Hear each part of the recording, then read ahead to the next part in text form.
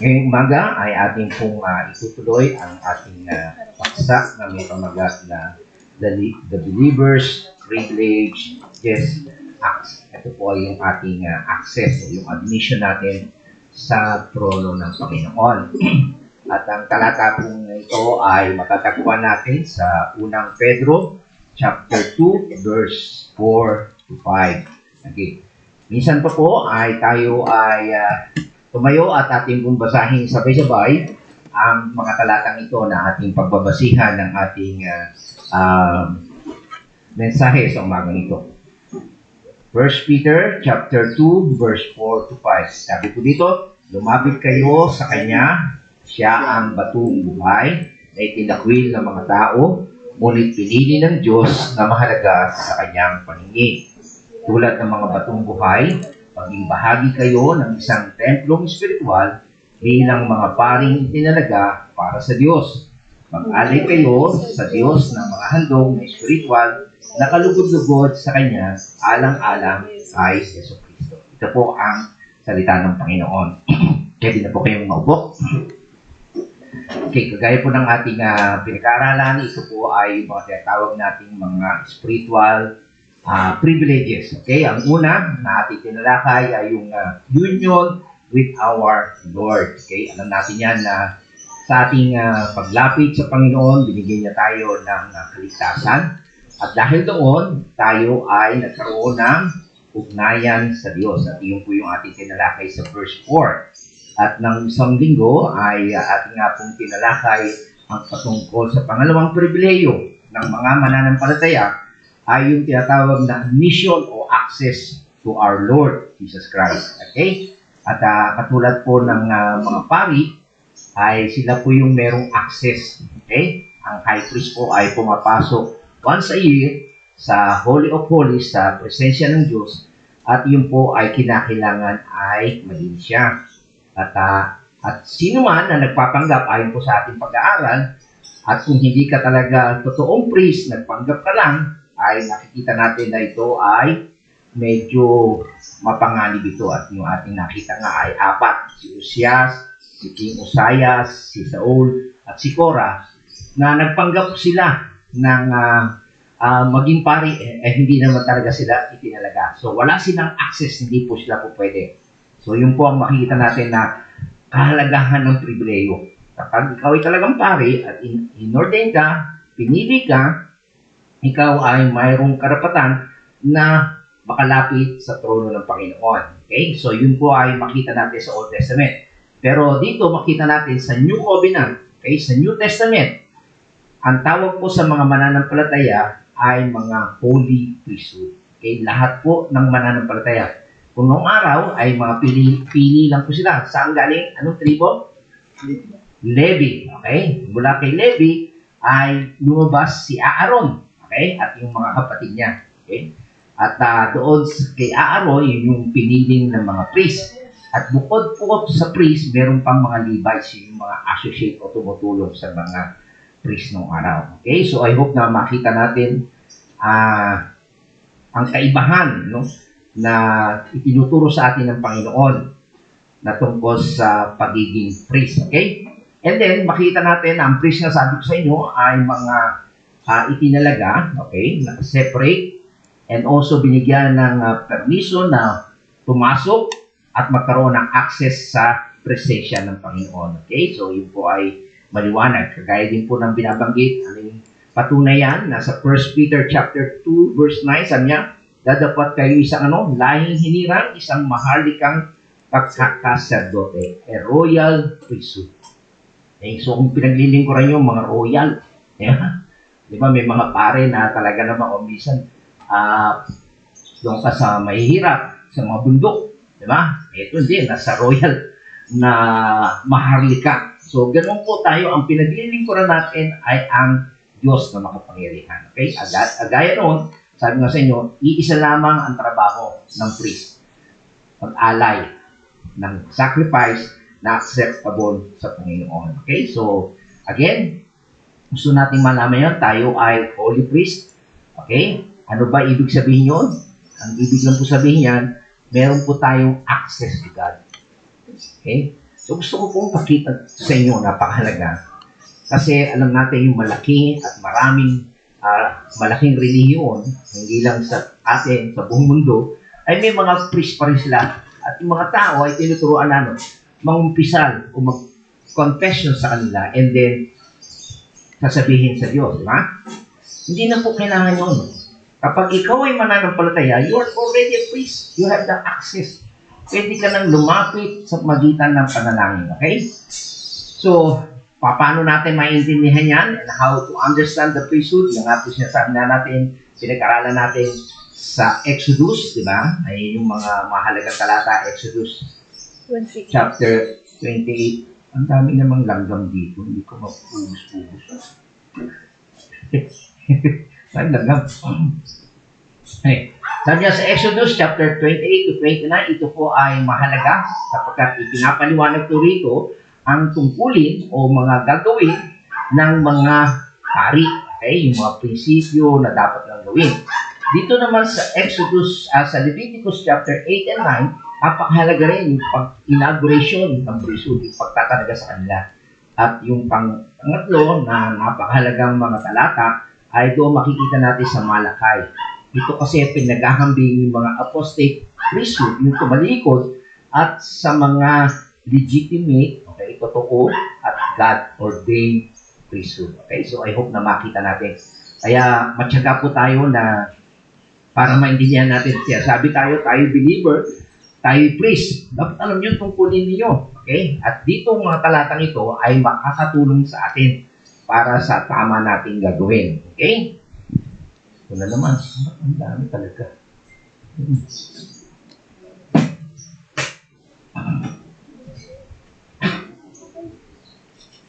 Okay. Unang-unang prinsipyo na makita po natin, ang priest ay chosen by God. Pinili po sila. Hindi po sila nag-volunteer, hindi sila nagbotohan. Okay? Natawa lang ako sa isang Muslim. Sabi niya, pag ako naging senador, naging congressman, kalaro po sa tennis court. Sabi niya, ang ipopropose ko, bobolahin na lang ang mga eleksyon. Kasi kaaway-away. Ang priest di binobola, o ibig sabihin ay nagbobotahan o binubunot. Okay? Sila'y pinili ng Diyos. Okay? Maliwanag po yan. At yan po sinabi sa Exodus chapter 28 verse 1. Sabi niya, ipatawag mo ang kapatid mo si Aaron, okay? At ang mga anak niyang sina Nadab, Abihu, Elisa, at Itamar. Ibukod mo sila, okay? So they were called and separated sa karamihan ng mga Israelita upang maglingkod sa akin bilang mga pari. Okay? Maliwanag po yan. At pinag-aralan natin last time, ang lahi ni Levi parang to, pumapatay, mainit yung ulo. Diba? Pero makikita natin sa kabila noon, pinili sila ng Panginoon. Okay? So, maliwanag po yan na ang pagpili ng Panginoon ay God's sovereignty. Siya ang nasusunod. Hindi palakasan, hindi sa paramihan, hindi sa pagandang lalaki o kakayanan o marami kang pera. No. Ang pagpili ng Panginoon ay nakabase sa kanyang sovereign choice. Okay? At yan po ay hanggang ngayon, ang pagpili niya ay katulad niya. Kaya pinag-aralan din natin ang tinatawag ng mga 10 katangian ng mga Old Testament priests. At ito nga, unang-una, it is an elect privilege. Okay? Pinili ka.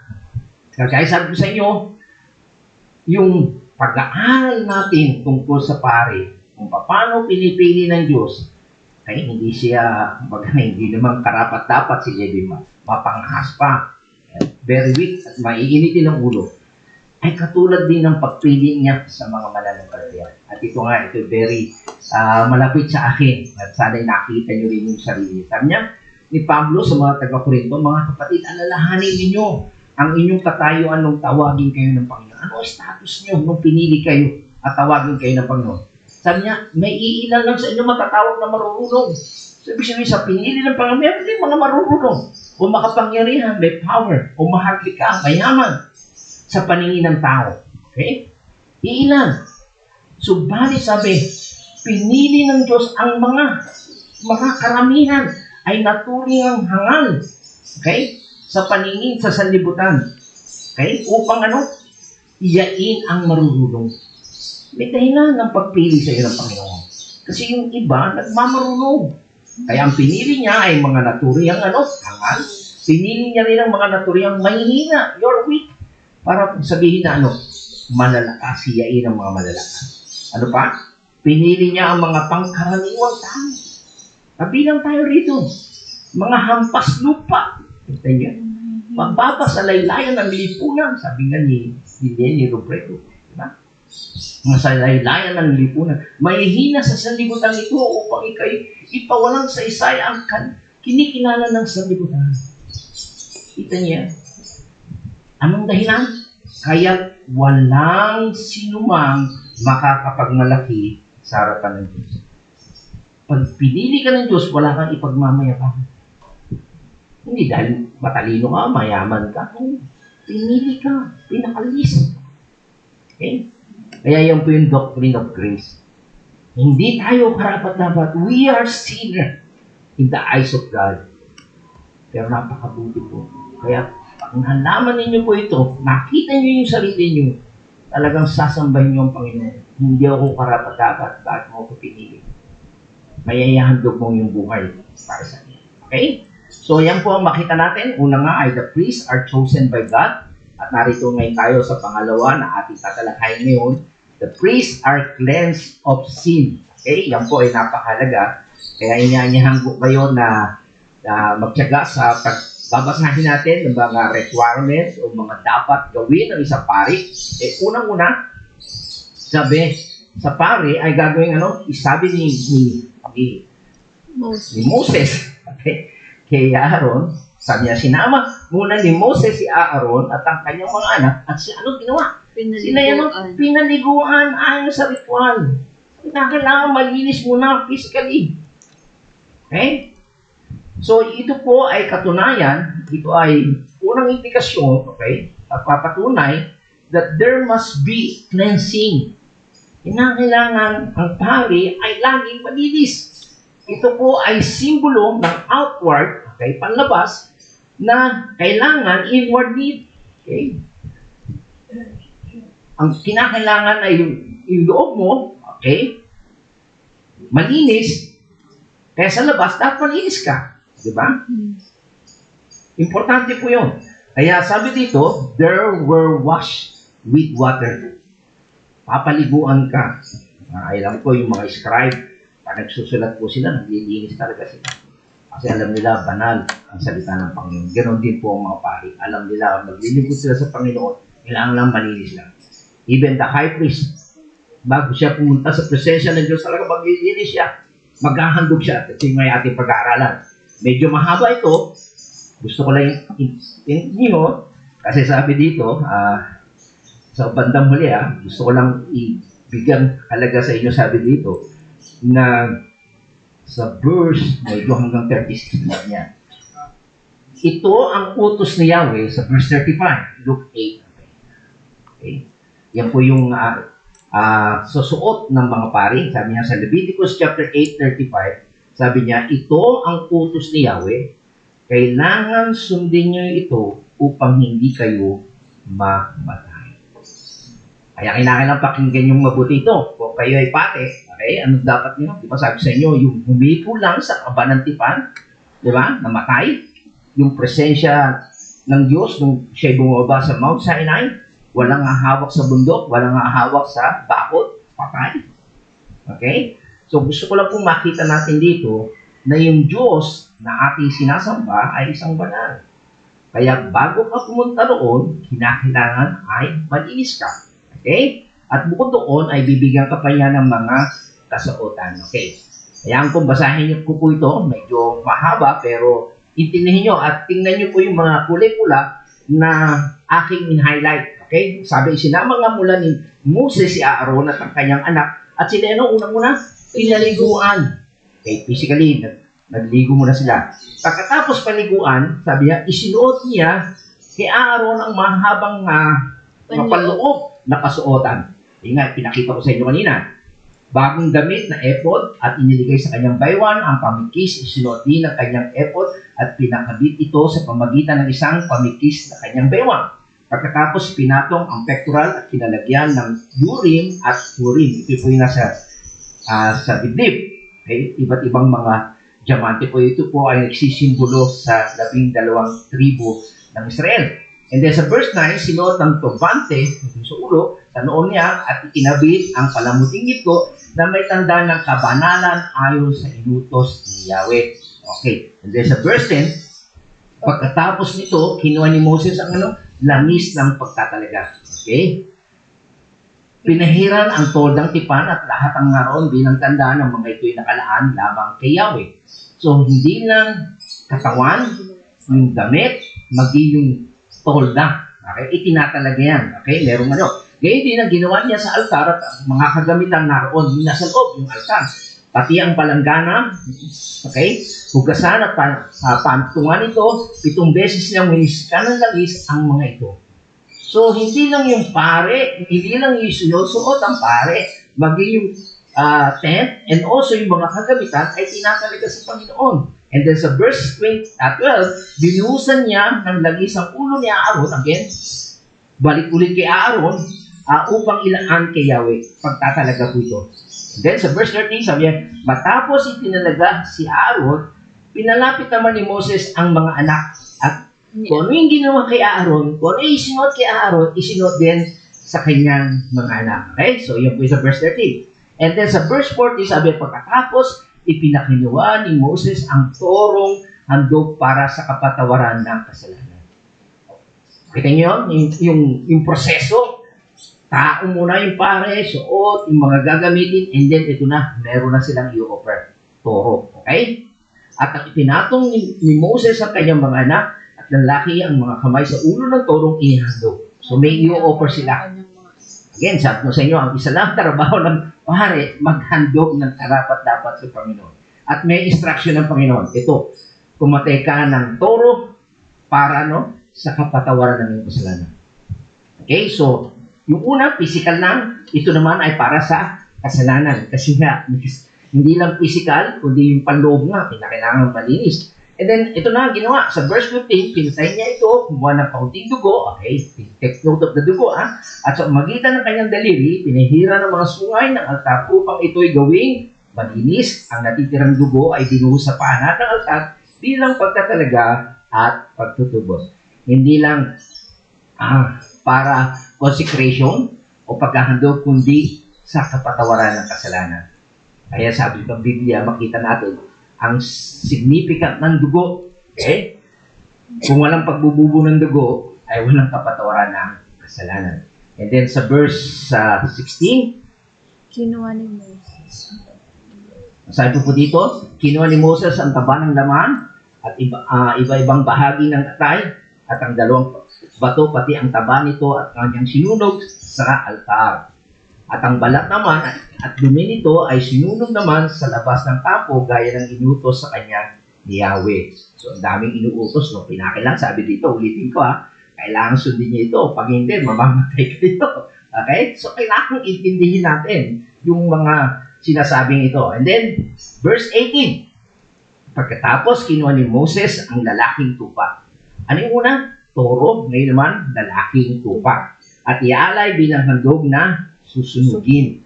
Ipinatong din ni Aaron ang kanyang mga anak at ang kanyang mga kamay sa ulo nito at bago pinatay.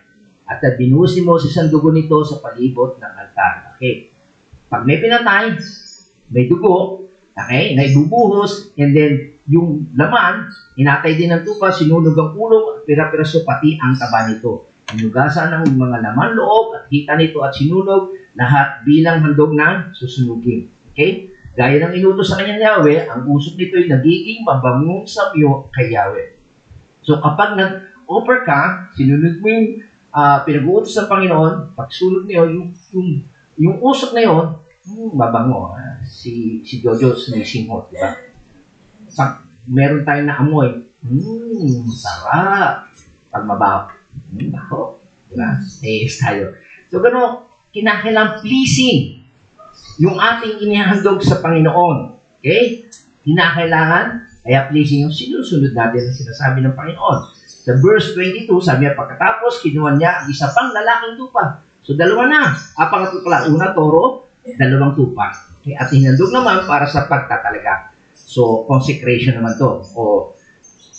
Okay? Then, yung isa, pagpapatawad ng kasalanan, ito naman paghahandog. Pinatong din ni Aaron ang kanyang kamay at ang kanyang mga kamay sa ulo nito. And then, pinatay ni Moses ang hayop at kaunting dugo ito, ipinahid sa labi ng tenga ito. Take note ha, ito, yung pagtatalaga, yung isa, susunog lang. Pero itong dugo na ito, take note ha, saan nilalagay? Sa tenga at sa hinlalaki ng kamay at paa. Okay, take note ha. Okay, meron pong significant yan, napakalaga. And then yan, sa verse 32, ito na, again, yung ordinasyon, pagkatapos kinuha na nila ang isang paglalaki ito pa, pang-apat na to. Okay? Para sa pagtatalaga. Ipinatong din niya ron, again, the same operation, kamay nila bago patayin yung hayop. At then, pinatay nga ni Moses ang hayop at ang konting dugo to ay pinahid niya sa labi ng kanyang tenga ni Aaron at sa hinlalaki ng kamay ng paa nito. Okay? Para-pareho.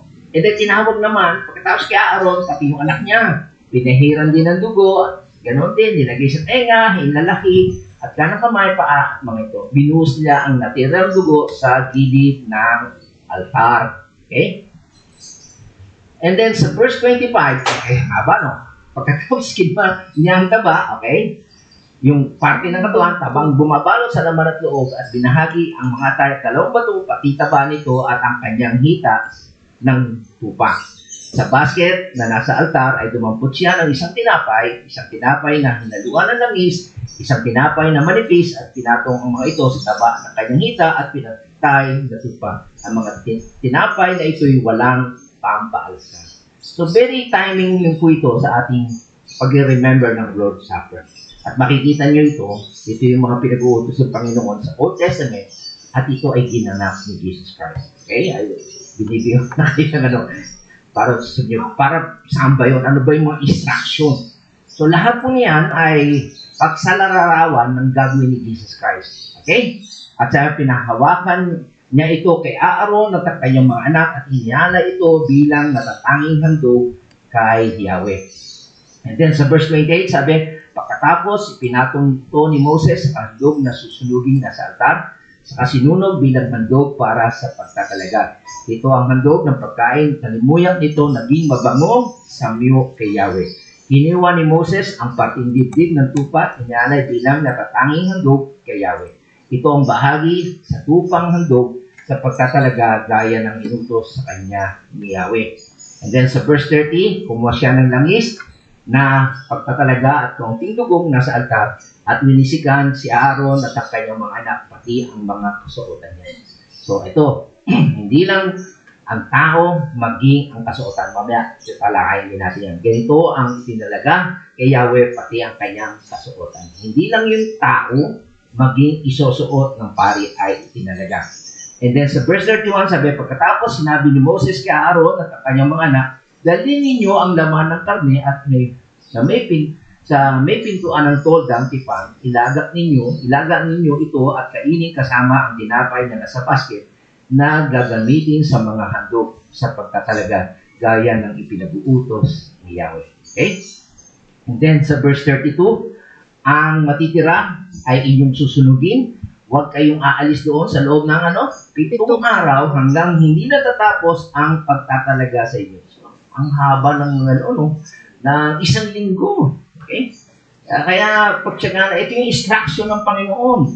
Sabi niya, huwag kayong aalis doon sa loob ng 7 araw hanggang hindi natatapos ang pagtatalaga sa inyo. Ito ang inuutos ni Yahweh para sa araw na ito upang kayo matubos sa inyong kasalanan. Okay? So, ito ay nagsisimbolo rin ng kaligtasan nila. At sabi doon sa verse 35, sa loob ng 7 araw, araw-gabi kayong magbabantay sa may pintuan ng toldang tipan. Okay? At sabi niya, ito yung sabi ko sa inyo. Ito ang inuutos ni Yahweh. Kailangan sundin niyo ito upang hindi kayo mamatay.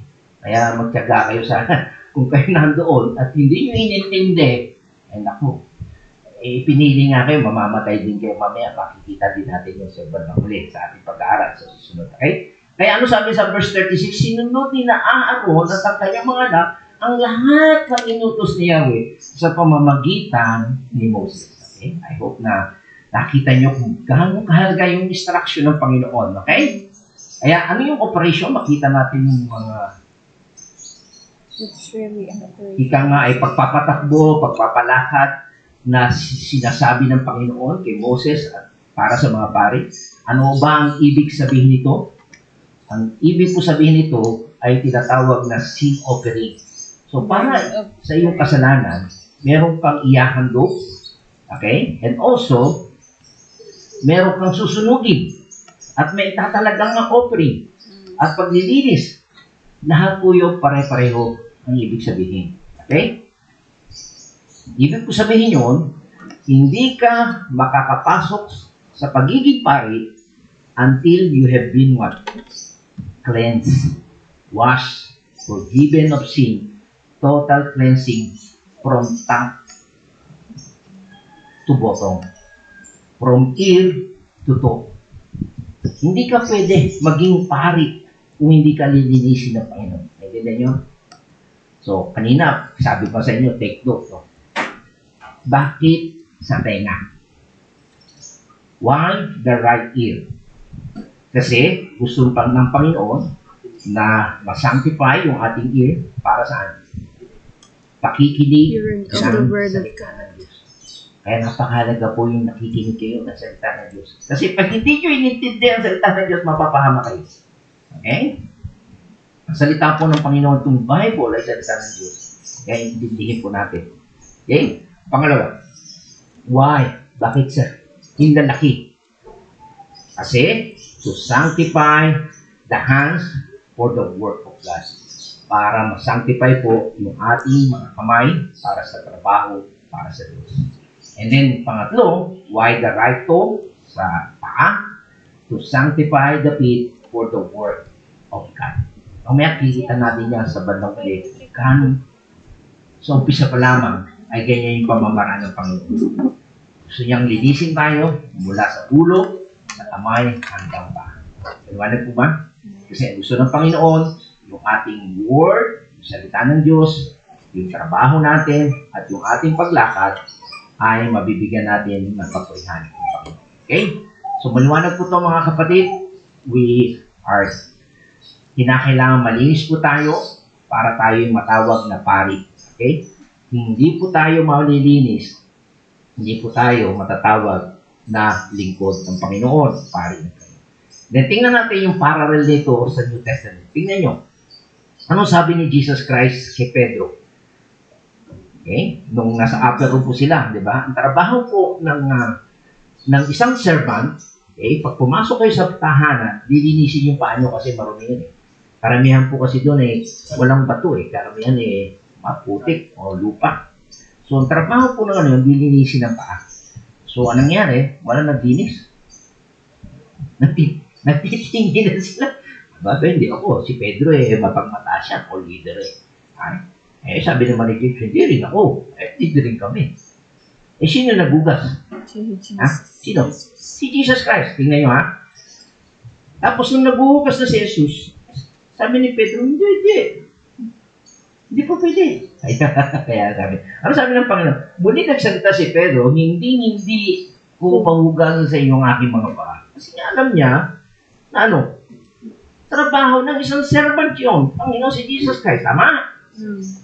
Ano sagot ni Jesus Christ? Ngunit sinabi ni Jesus, malibang hugasan kita, wala kang bahagi sa akin. Kung hindi kita nililinis, wala kang ugnayan. Okay?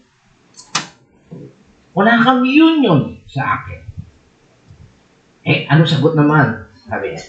Sumagot si Jesus, ang nakapaligo na ay hindi na kailangan hugasan pa.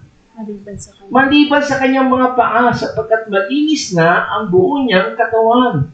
At kayo'y malinis na. Subalit hindi lahat ang tinutukoy niya doon ay siulat. Okay, anong pakahulugan nito? Kapag ikaw'y pinaliguan na ng Panginoon, ikaw ay na-regenerate na. Believer ka na. Okay? So, medyo exaggerated si Pedro. Gusto pa paliguan eh. Paalang, sabi ng Panginoon. Ang nakapaligo na ay hindi na kailangang hugasan maliban sa kanyang paa. Kapag ikaw'y mananampalataya na, okay, you're totally cleansed in the eyes of God. Ano na lang hugasan sa iyo? Yung paa mo. Bakit? Sa araw-araw na paglalakad mo, nadudungisan yan.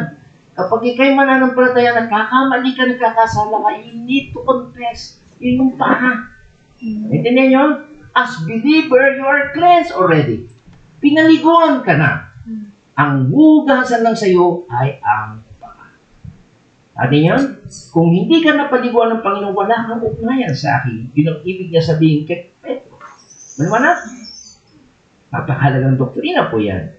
At kaya yan po sinasabi sa Titus chapter 2, verse 14, sabi niya, inihandog niya ang kanyang sarili. Okay?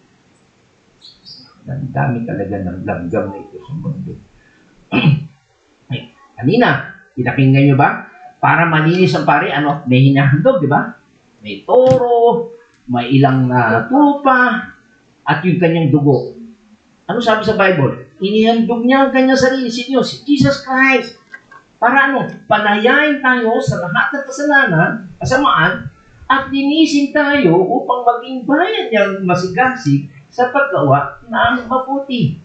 So, yung itinuturo sa Old Testament, napapatayin, may dugo, kaya sabi ni Juan, siya yung kordero ng Diyos na nag-aalis ng kasalanan ng salita. Ganyan? Yung mahabang ritual, mahabang seremonya na yun, na minsan lang ginawa ni Jesus at iyo'y sapat na para tayo tukasan, alayain sa kasamaan, at linisin tayo. Lahat yun ay na-accomplish ni Jesus Christ. Ayun yung tinuturo niya kay Pedro. Naligo ka na. Kapag may ugnayan sa mampaltayan sa akin, malinis ka. Kayo rin at ako. Malinis na tayo. Kailangan natin hugasan lang ating paa. Sa ating paglalakad, sa ating pagkakamali. Kakasala pa tayo bilang mananampalataya na dito sa iyo. We need to confess our sin. Iwanan po ba yun? At ano pa sinabi ng Panginoon? Titus chapter 3, verse 5, He saved us and purified us. Okay? So, niligtas siya tayo at nililinisan niya. Hindi dahil sa mga gawa, sa katuwiran na ginawa nating sarili, kundi sa kanyang kaawaan ay kanyang iniligtas tayo sa magitan ng paghuhugas sa muling kapanganakan, regeneration. Okay? At ng pagbabago sa Espiritu Santo. He saved us by the washing of regeneration and renewing of the Holy Spirit. So ito po'y makikita natin, mahalaga. Okay? Ang nakakaligo, nakakapaglinis sa isang pari, noon ay naliligo sila ritual, naliligo physically by water. Sa atin bilang mananampalataya, it is because of what Jesus did. Nung namatay siya sa cross, yung dugo, iniyalay niya, yung patanggap-tanggap. Hindi dahil sa atin, ginawa. We are not credible, hindi tayo karapat-dapat, hindi tayo patanggap-tanggap sa harapan ng Diyos sapagkat tayo mo kasalanan. Diba? Katulad din ni Levi, lahi ni Levi, diba? Ni Aaron, diba?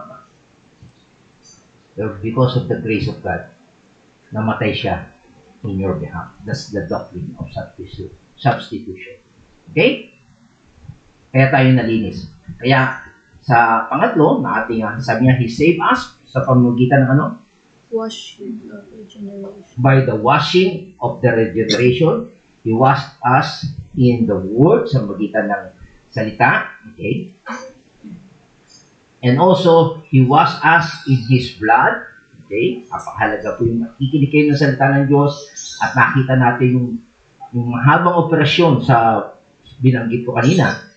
Laging merong dugo. Kasi nga, maliban sa pagbubugol ng dugo, walang kapatawaran ng kasalanan. Okay? Yung pong pamamaraan ng Panginoon. Alala niyo ulit, nung nagkasala si Eva si Adan, ano ginawa ng pantakip sa kanilang pahubaran? Kasalanan nila, ano? Ano na? Di. Dahon muna. Tama. Anong ginawa ng Panginoon? Pinalitan ng ano? Balat ng hayop. So, meron papatayin. Merong dugo to cover your sin. At yan ang pamamaraan ng Panginoon. Si Abel at saka si Cain. Ano ang hinandog ni Abel? Ni Abel? Hayop. Ano ang hinandog ni Cain? Prutas, gulay. Ano katanggap-tanggap sa Panginoon? Ano yung sinisimbolo ng katanggap-tanggap sa Panginoon? Merong iaalay na dugo. At yung si Jesus Christ. Naintindihan niyo po ba yan? Sa Old Testament pa lang pinapakita. Ang pari ay dapat maghandog ng katanggap-tanggap sa Diyos. Mga kapatid, kaya lang po tayo nagiging katanggap-tanggap sa Panginoon ay dahil sa ginawa ni Jesus Christ. It is because of God's blood. Okay? In a sense, He washed us in this Spirit. Kagaya po ng binanggit dito, sa magitan ng Espiritu Santo. Hindi kasi tayo mananampalataya, hindi tayo lalapit sa Diyos unless the Holy Spirit regenerate us o quicken us. Tama? Wala tayong karapatan. Kasi ang Diyos ang pumipili sa atin. Kung sa sarili lang natin, hindi.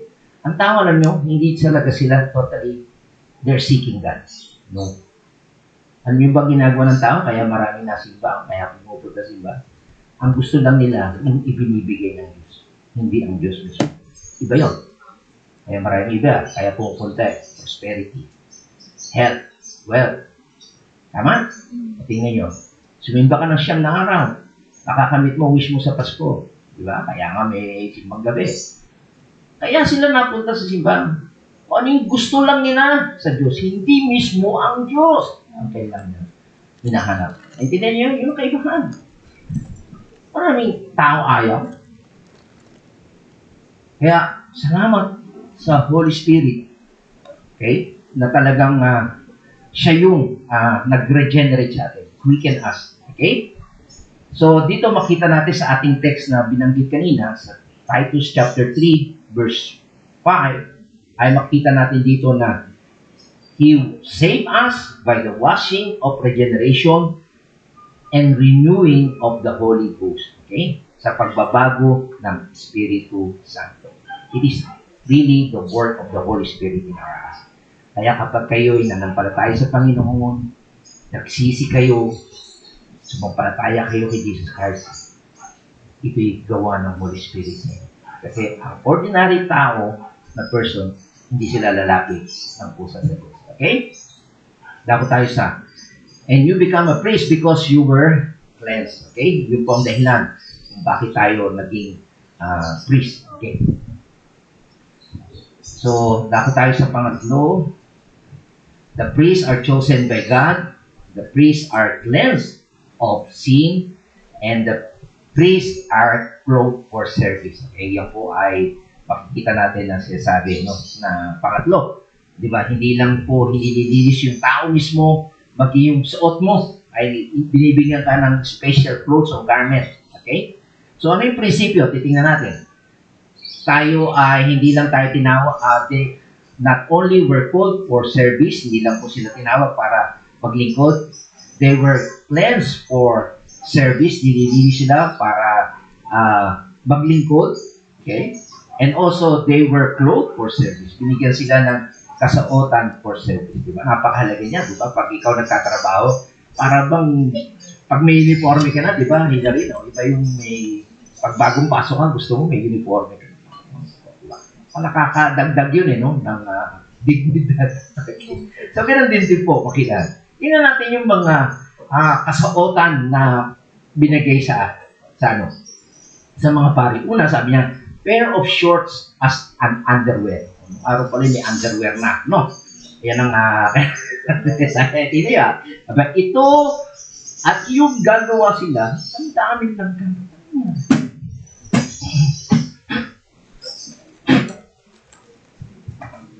Okay. At yung gagawin sila ng mga salawal na lino, okay, salawal, no? Upang takpan ang laman ng kailang kahuparan. Okay, yung organ nila. Okay? Mula sa mga balakang hanggang sa kita aabot. Okay?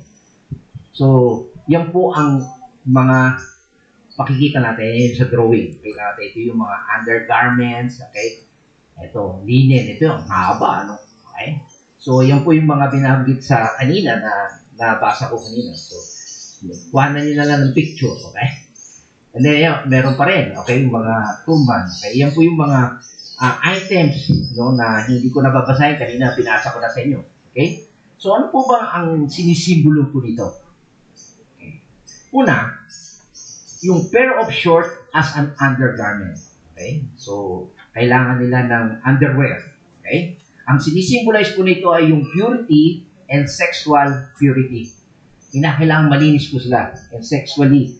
Okay? Kaya po isa sa mga requirement, kalungkot po, ewan kung kilala niyo si Steve Lawson. Okay? O sa siyang preacher, pero na-involve siya sexually, kaya tanggal po ang kanyang lahat ng ministry. Hindi po siya pwede magpastor, pwede siyang bumalik sa fellowship, pero never sa pagpapastor o pagtuturo. Okay? Kasi nga, kinakailangan may purity po sa kanila. Okay? So, yun po ang itinuturo.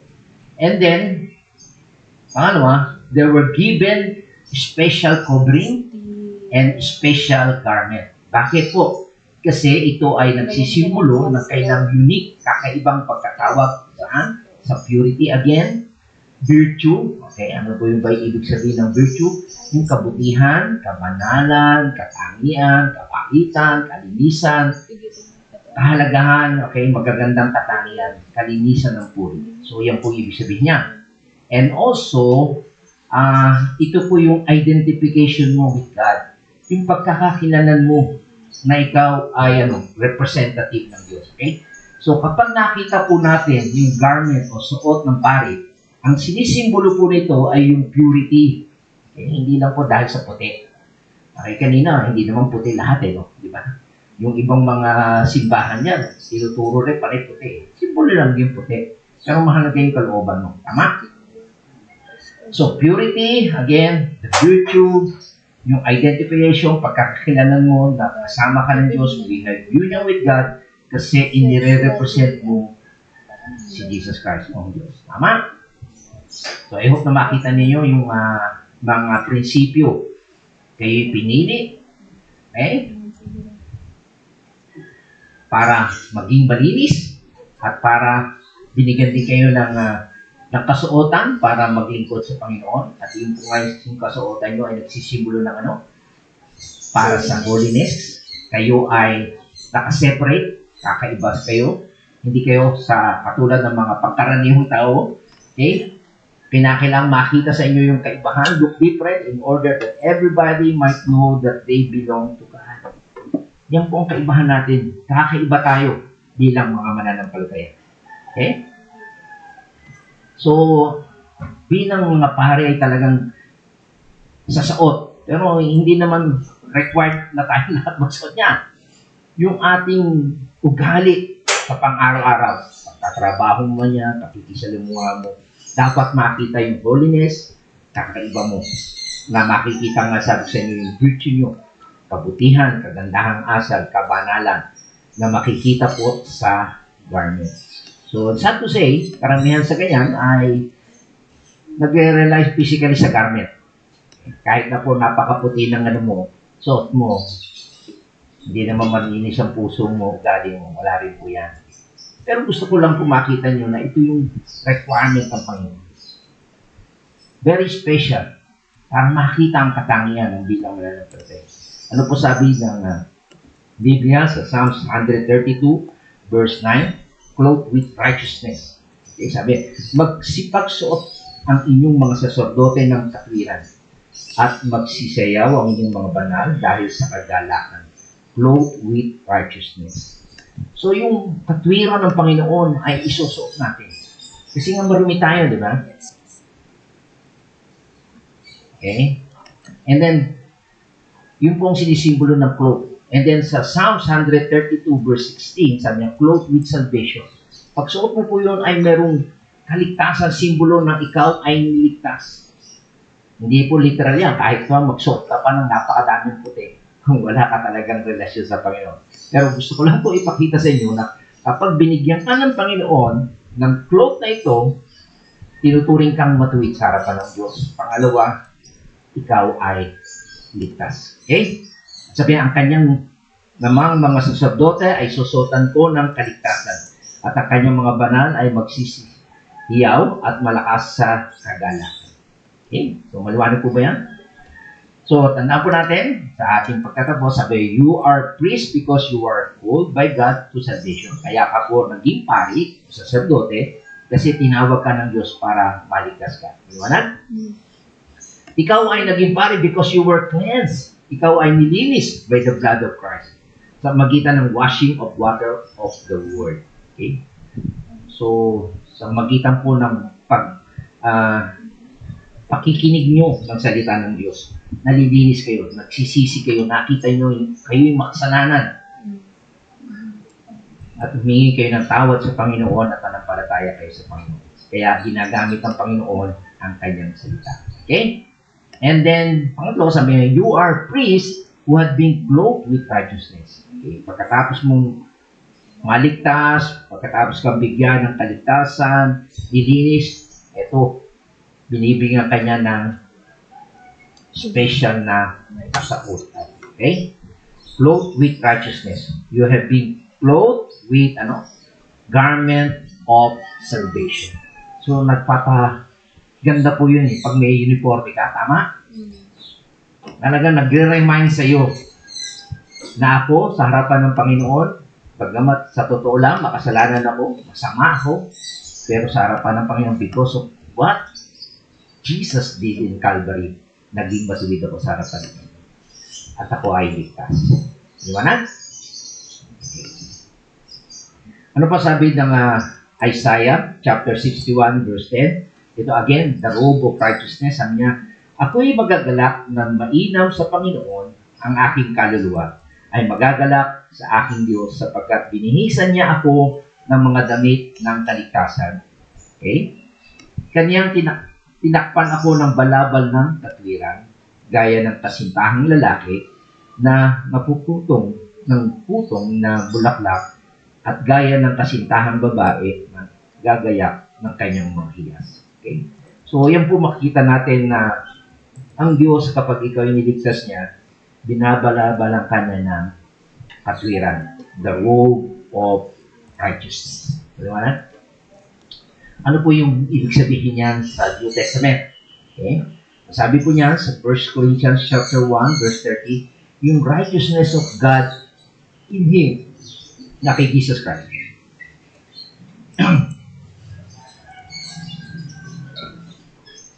Tingnan nyo yung ating katayuan sa harapan ng Diyos.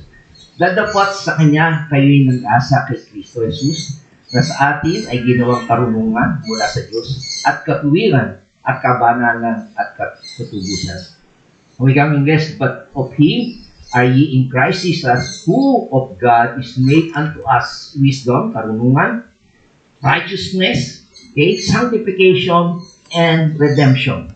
Okay?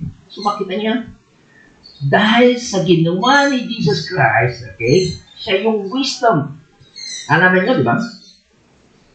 Anong ginawa ng tao kay Jesus Christ? Tinanggap ba siya o nireject? Nireject. Kasi base sa kanilang karunungan, hindi ito papasa sa atin, hindi ito yung Messiah. Pero sa harapan ng Diyos, sabi, pinili siya ng Diyos at pinaboran ng Diyos. Di ba? Tama? Kaya si Jesus Christ ang siyang wisdom, karunungan. Siya rin yung righteousness. Pag sinabing righteousness, di ba nilabag natin ang kautusan? Walang nakagawa, walang naka-please sa Diyos. Walang makakatupad ng lahat ng inuutos ng Diyos maliban sa ginawa ni Jesus Christ. He is the righteousness. And also sanctify. Yung sanctification, pinababano tayo, nililinis niya tayo. Hindi lang yun, tinubos pa niya tayo. Kompleto. Naintindihan yun? Ang lahat niyan ay ginawa ni Jesus Christ. I hope na maintindihan niyo ito sa ating pagtanggap ng banal na kapunan. Lahat yan.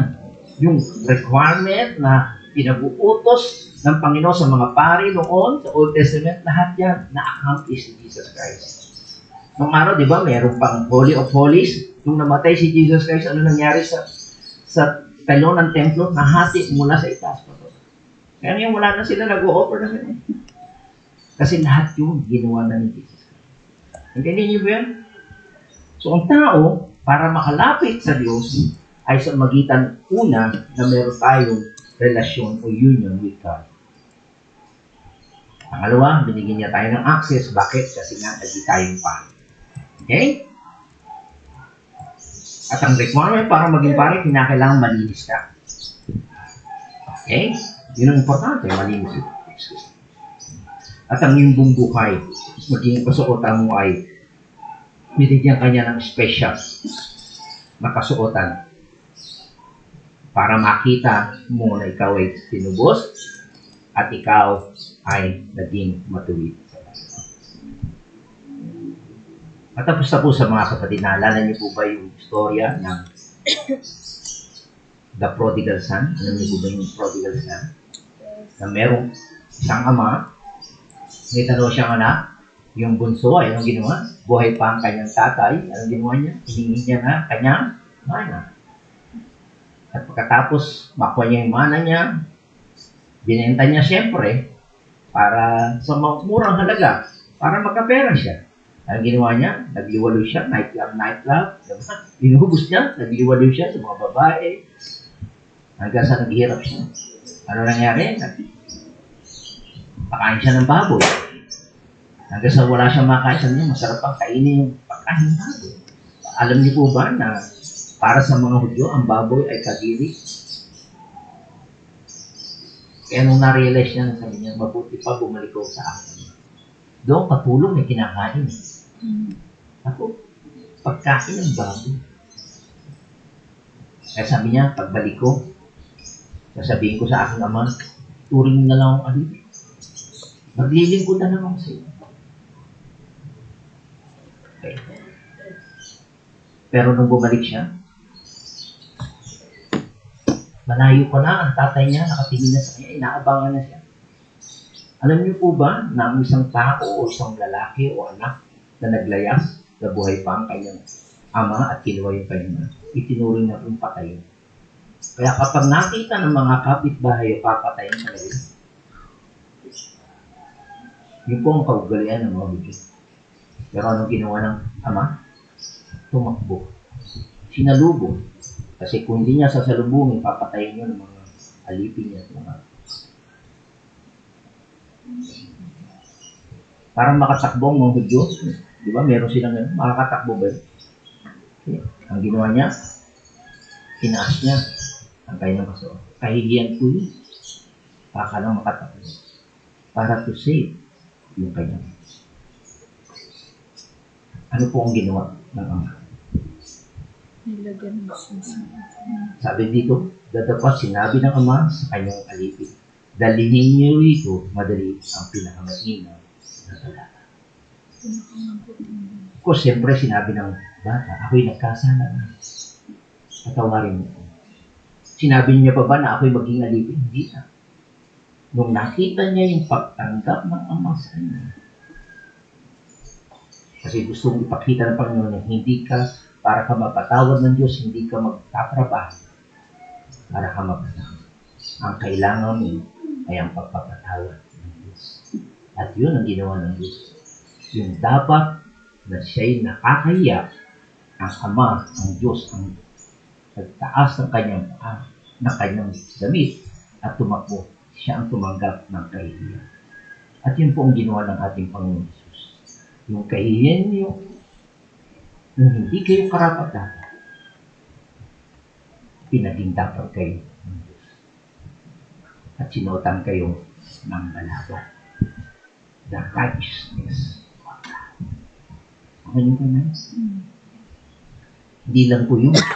Ano pa sabi? Binigyan ng singsing, naalala nyo? Dadaliri. Okay? Para yung kamay mo, para sa Panginoon na. Sunod, ano pa binigay? Pangyapak. Kasi kapag wala kang pangyapak, alipin ka. Kasi ang alipin ay walang sandalyas.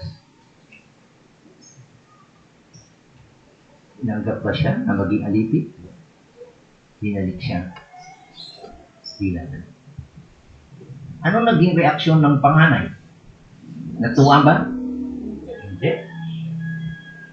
Kasi yung panganay ay sinisimbolo sa mga Hudyo na nagmamagaling. Ang tito ko, nagpapakahirap ako. Hindi mo lang ko pinakain. Hindi mo lang ko pinagpatay ng mga baka. Ganyan ang maraming tao. Nagsisikap to please God on their own. Pero ang pagpapatawad ng Diyos ay ginawa ni Kristo. Yung dapat tayo tumanggap ng parusa, papatayin tayo, siya ang pinatay. At siya yung nagbigay ng balaban na pinakamabuting balaban. The best. I hope na makita niyo po yung mga kapatid. That's your privilege. Hindi tayo karapat dapat. Masama tayo katulad ng alibuklan. Pero dahil sa pinili ka ng Diyos, bago pa nilikha ang mundo nito, kailangan mo lumapit sa Diyos at magsisi. Humingi ka ng tawad, sumampalataya ka sa Kanya. At ibibigay niya sa iyo ang balabal ng katwiran. At katanggap-tanggap, ituturing Kanyang anak. Bible na lang. Salamat po, Panginoon, sa mga magagandang katotohanan na ito na ibinibigay mo sa iyong mga pinili, Panginoon. Alam namin ang aming buhay, hayag sa iyo, Panginoon, na hindi kami karapat-dapat. Ngunit dahil sa iyong habag at awa sa amin, kami iyong pinatawag to our Lord Jesus Christ. Lord, we thank you sa ginawa mo sa bundok ng Kalbaryo, na dahil doon ang lahat ng hinihiling mo para mapatawad kami at maging katanggap-tanggap sa iyo, mapatawad ang lahat ng aming kasalanan, ay dinala mo ito, binayaran, at ang iyong dugo, at ang iyong pamatayan, ang lahat ng nagbayad nito. At thank you, Lord, for your Holy Spirit na nagbigay sa amin ng ito. Kaya, Panginoon, ang aking dalangin, sino man sa amin na nasa harap namin na nakapakinig ng iyong salita, kausapin mo rin sila kung wala pa silang relasyon sa iyo. Naway, bigyan mo sila ng desire na magsisi. Gusto na magkaroon sila ng pagnanais na magkaroon din ng balabal ng katwiran, balabal ng pagliligtas na ipinagkakalaw mo sa iyong mga hinirang at mga pinili, Panginoon. And Lord, we thank you sa iyong mga salita sapagkat ito'y naglilinis sa amin, nagpapasaayos ng aming kaisipan, mga maruming gawain, Panginoon. Kaya, maraming kong salamat. Sa iyo namin binabalik ang papuri, ang pasasalamat, at ang paglalahati sa pangalan ni Jesus. Amen. Amen. Purihin po natin ang